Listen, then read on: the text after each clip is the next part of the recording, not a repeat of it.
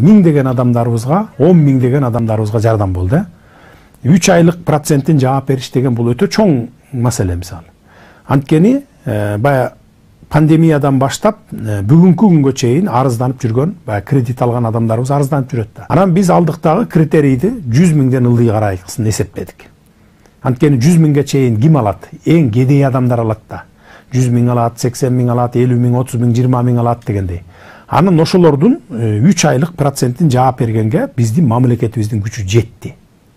Ошон үчүн 3 айлык проценттин жаап бердик. Декабрь, январь, февраль.